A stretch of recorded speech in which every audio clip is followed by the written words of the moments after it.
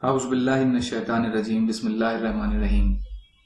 Khushu and Khudu, fear and devotion in prayers. Verses of the Quran. Allah subhanahu wa ta'ala says, "Be ever mindful of obligatory prayers, and in particular the middle Asr Salah, and stand before Allah devoutly obedient." Al-Baqarah chapter 2 verse 238. Allah subhanahu wa ta'ala says, "And seek help through patience and salah, and indeed it is difficult except for the humble and submissive to Allah." Surah Baqarah chapter 2 verse 45.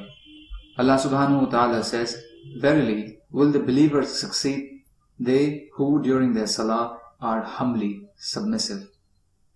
Mu'minun chapter 23 verses 1 to 2. Hadith of the Prophet sallallahu alaihi wasallam. Usman bin Affan radiyallahu anhu narrates, "I heard Rasulullah sallallahu alaihi wasallam saying, whenever a Muslim at a time of obligatory salah performs wudu excellently and offers salah with khushu and proper ruku, it will be an atonement of his past sins as long as he does not commit any major sin, and this merit of salah will be for all times." Muslim.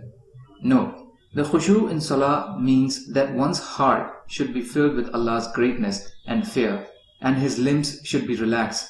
Khushu also includes focusing the gaze during qama, on the spot where sajda is performed, on the toes in ruku, towards the nose in sajda, and on the lap in qaida. Bayan al-Quran, Sharh al-Sunnah, Abu Dawud. Zayd ibn Khalid al-Juhani radiyallahu anhu narrates that Nabi sallallahu alayhi wasallam said, "Anyone who performs wudu excellently and then offers 2 rakat salah in a way that he does not forget anything in it, with total concentration towards Allah the Almighty, then all his past sins will be forgiven." Abu Dawud.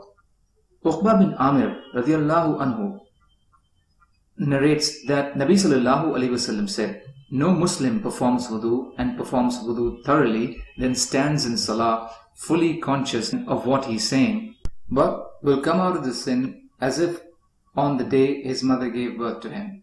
Not a single sin will remain on him." Mustadrak Hakim. Humran rahimahullah, the freed slave of Usman radiallahu anhu, narrates that Usman ibn Affan radiallahu anhu called for water for wudu and then performed wudu. He washed his hands thrice, then he rinsed his mouth and cleaned his nose. Then he washed his face thrice. Then he washed his right arm up to including the elbow thrice. Then he washed his left arm likewise.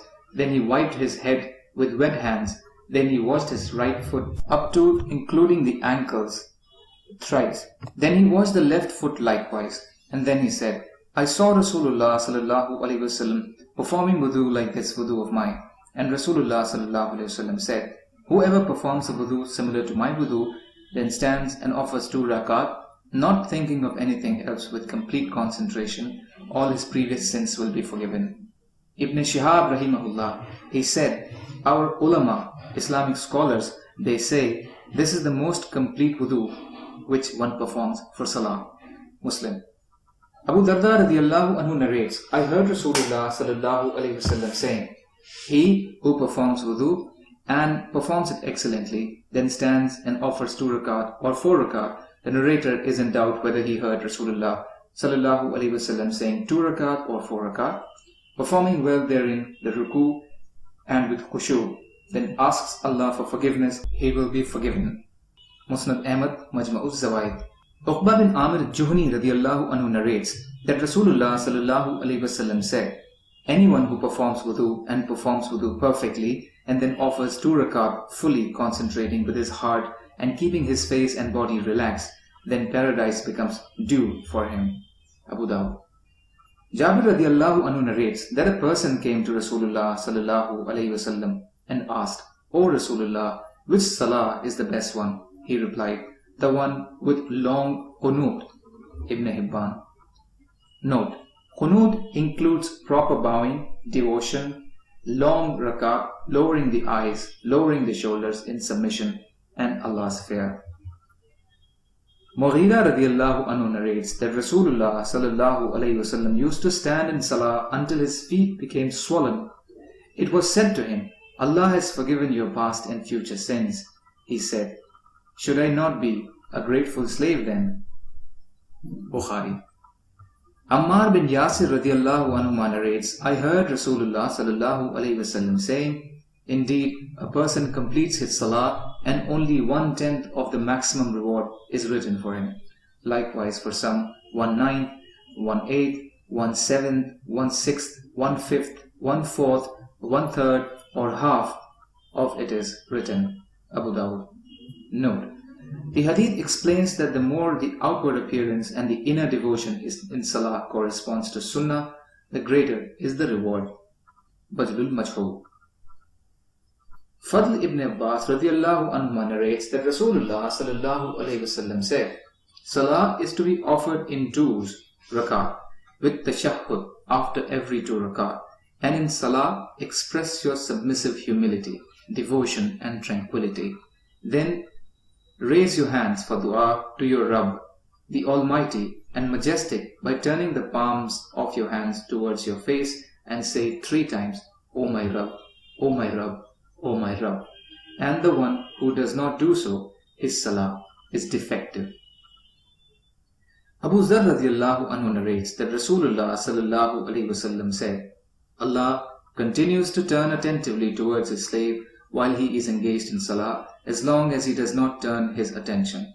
When he turns his attention away, Allah turns away from him. Nasai. Huzaifa radiallahu anhu reports that Rasulullah sallallahu alayhi wasallam said, verily, when a man stands in salah, Allah turns his attention towards him until he completes his salah or commits an act against the dedication of salah. Ibn Majah. Abu Dharr radiallahu anhu narrates that Rasulullah sallallahu alayhi wasallam said, when any one of you stands in salah, he should not level the pebbles with his hand, as the mercy of Allah is directed towards him. Tirmizi. Note: in the early era of Islam, nothing was spread on the ground of the masjid and salah was performed upon pebbles. Therefore, performing sajda would be uncomfortable due to the pebbles. Rasulullah sallallahu alayhi wasallam had prohibited unnecessarily smoothing the place of sajda, since this is the time when the mercy of Allah is directed towards the person in salah. All such unnecessary actions during salah may become a means of depriving one of Allah's mercy.